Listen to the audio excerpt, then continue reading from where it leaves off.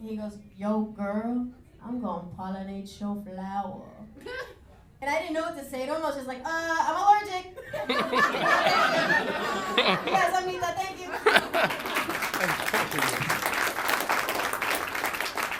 What up, Anita? Pollinate ass. You good, mama? Go on, walk out so I can talk about you. Me? Yeah, you. Oh. Go ahead out. I'm gonna talk about you. But you gotta go out the door. Anyway, coming to the stage, the next comedian. I ain't gonna say nothing about it. Come on in, ladies. Come on in, have a seat. We ain't gonna make fun of you. Where y'all coming from? Here. Are we like what, the show, the Sleuth show? Or y'all came to see somebody? No, we came to see someone. Yeah. Who y'all come to see? Preacher. I can see that black ass. Preacher! Where y'all know Preacher from? Where you know him from? I work with him. Oh, you work at Red Lobster? Yeah. You ain't bring us no cheesy biscuits? You selfish as shit, yo. Love the cheesy biscuits, yo. Who the hell is next? Who next? Oh, yeah, coming to the stage, very funny young man. She coming, she gonna be here. I knew y'all want to see your homegirl, she here. Did you see the fucking outfit she got on? She didn't even dress up. Her friend dressed, wait till you see her. She looked like an extra from Footloose. Wow. Coming to the stage, very funny young man, good friend of mine, one of my MCs. Get your hands together for the very funny Clay Roberts. Show him some love, baby.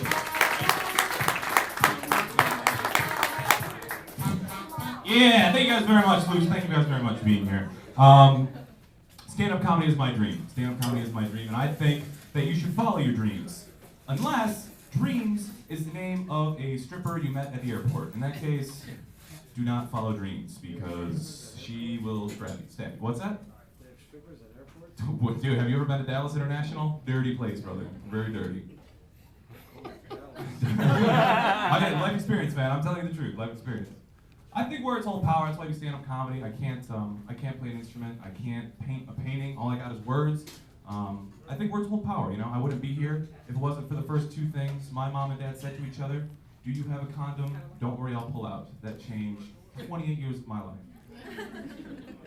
I do think words hold power, and if there's a word I don't like to use, it is the word hate. I think hate's a very heavy word. People throw it around like, I hate the taste of coffee, or I hate black people. I'm like, whoa, whoa, whoa. I don't know why you would say that, because coffee is a very versatile drink. Cream in it, sugar, booze, goes with ice. But if there is one thing I hate, if there's one thing I can't stand, is being stuck behind a bad driver in traffic.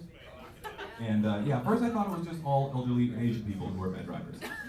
Stereotype. That is a stereotype. Anyone can be a bad driver. I myself is a bad driver. Earlier this week, I had to cross a couple lanes of traffic. There's a double yellow line I'm supposed to go over, so I was like, I gotta get somewhere. People are honking at me, giving me the finger. I'm doing the hot water burn baby thing from Rain Man. I'm like, I'm sorry, I know! But I give myself a pass, because I'm a graduate of the world's most difficult driving test, at least like 50 times over. And the world's most difficult driving test is driving home blackout drunk. I don't condone it, and I'm not saying you guys should do it, but I'm pretty sure I'm not the only one in this room who's woken up like Dracula at 6 a.m. just, oh God, I made it home. I don't own a cat. Oh shit, okay. Where am I? And who is this? And I gotta get out of here. You get to the door, and it's like, oh my car! I parallel parked my car. Awesome, oh my God. I can't even do that sober. All right. Way to go. I almost fell off the stage just now. They say honesty is the best policy. That is not always true. Sometimes telling a fib can get you out of a sticky situation. I use the words I love you a lot. That seems to help.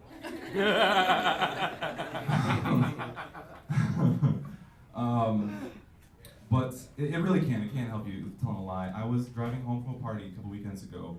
I had a lady on the passenger side, and woo, cop lights come on.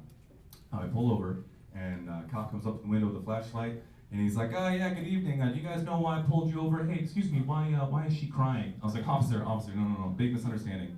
We actually just took first place at a costume contest, and I went as abusive boyfriend, and she went as girl who deserves it. So, no speeding ticket that night. Totally got out of that. It was great. I know, but it's a joke. I don't condone violence. But I do think you should stick up for yourself.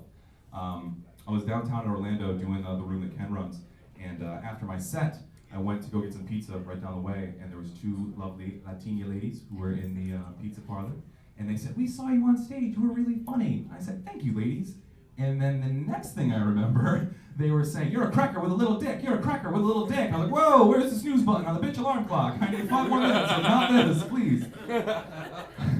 And one, ladies, if you're gonna say a guy has a little dick, that's a very generic insult. I'm pretty sure that comes on the instructions of a tampon. That's just, that's just generic. 2, they were calling me a cracker like that is a bad thing.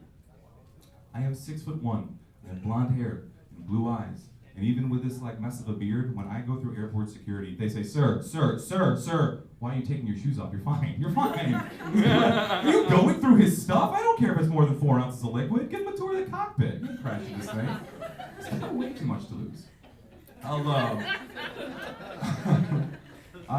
leave you guys with this. I think about a lot of weird stuff because I'm a stand-up comic, and I'm pretty sure that Jesus Christ smoked pot. And just hear me out. There's a whole book of evidence for this, okay? He had long hair and a beard, and he wore a robe and a loincloth and sandals. That's like the ancient equivalent of a dirty hooded sweatshirt and cut-off jean shorts and sandals. He had a band, the Apostles. He had a cute little hippie chick, Mary Magdalene. But I think the biggest evidence that Jesus Christ is a stoner is his dad has had a job lined up for him for 2,000 years, and he has not shown up yet. I'd just really like to hear how that conversation goes. Like, "Hey, Jesus, it's me, your dad, God. Do you want to get around to, I don't know, saving humanity anytime soon?" "Ooh, Dad, real quick. This Garden of Eden weed is the shit. No wonder why I didn't take it. Anything's gonna have to wait. I'm like a half hour late to appear in a burned tortilla in Mexico, so I'll get that next time. Hey, you guys have been a lot of fun. Thank you very much. You guys have a safe night. That was funny. That's the first time I heard that joke. I like that, dude. I'll be using it on my next show. All right, coming to the stage, very funny young lady. I'm going to destroy her name. Yeah, your last name out, baby. Filto. Put your hands together for Morgan Filto.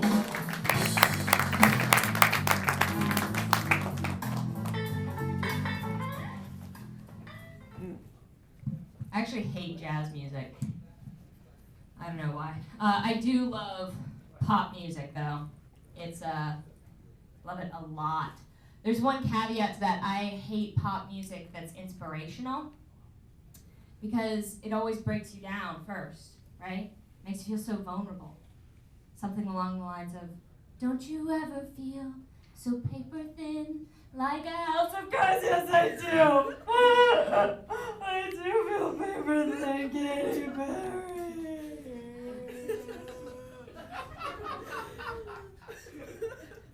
And then they build you back up, try to reassure you with the dumbest lie you ever heard. Because baby, you're a firework. What? I'm not a firework. I live with my parents. I got fired from Macy's. I got dumped by a fuck buddy. There's no bursting and shining going on in my life. If I was a firework, I would be the lamest firework of all. I would be that stupid snake firework that no one wants to light because I look like a piece of shit and leave an ash stain on the driveway.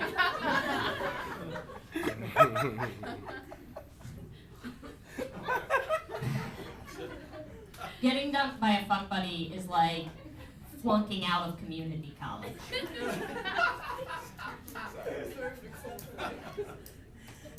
I do have one comfort, and that is candy.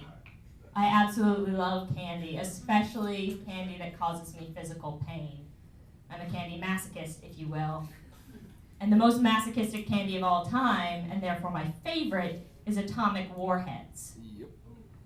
Eating one of those, this is a candy so sour that eating one is like taking a fear factor challenge. Right? You'd be with your little kid friends, like, eat the black cherry, you'd be like, okay. But I used to cheat, right? And stick them in the side of my cheek to wear the sour powder off. But they ate a hole in my cheek. That shouldn't be a thing that happens. No candy should destroy human tissue. The only possible explanation I can think of for why these were invented was for little kid mobsters. Yo, Tony, what do we do with the body? Duh, Lou, throw him in the vat of warheads, pour some water on it. What do you think that shit was made for? Because little kid mobsters don't have a lot of access to hydrochloric acid for body destruction. Therefore, warheads are necessary. I think 30 years from now, there's going to be a study released, and the headline will be, "Abrasive 90s Candy Causes Oral Cancer in Entire Generation." Except that one kid who ruined every holiday party in school because he couldn't eat sugar will just be like, "Not me.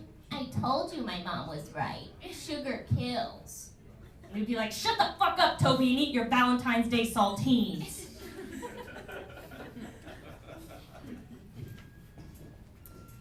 So I've noticed something. You know, a lot of comics have racist jokes, and every time they tell one of those racist jokes, there's always a really pretty blonde chick sitting next to a black guy who says, "That's so racist,"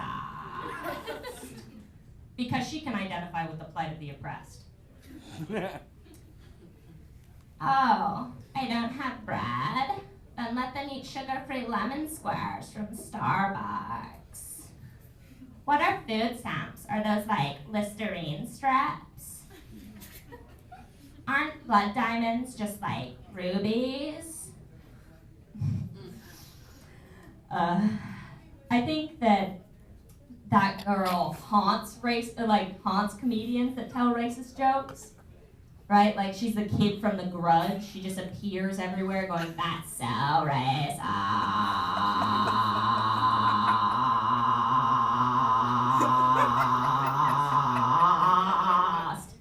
Until they kill themselves on stage, because that's how every one of those movies ends. That's why I don't tell racist jokes. God, that girl is so stupid, though.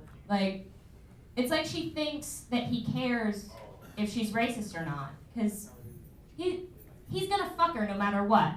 Because fucking white women is the best revenge black guys have against racists. Was that a racist joke? Damn it.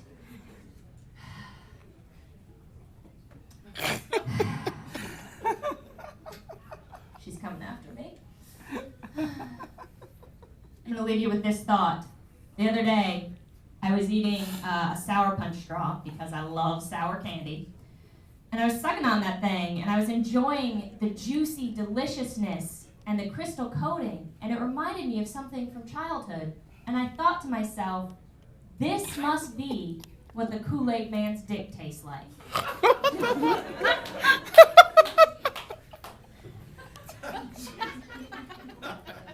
So, I have a new boyfriend. It's going really well. I think it's gonna work out awesome, except for I'm starting to get really frustrated because after every time he comes over, I get robbed. Because he refuses to use the front door. He just bursts through the wall. That's a thinker. Give it up for Ken Miller.